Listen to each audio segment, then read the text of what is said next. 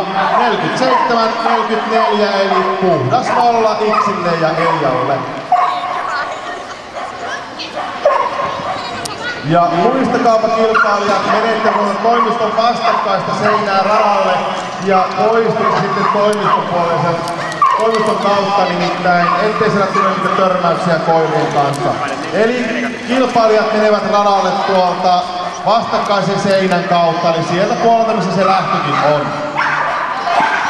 Tää on ihan turvallisuussyistä. Ja täällä tehdään hyvää rataa jälleen.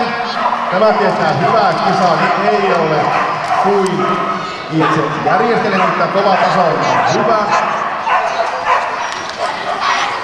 Ja tiukka paikka tulee siinä, mutta onnistuu ohjaus. Ja Tenho maalissa näin.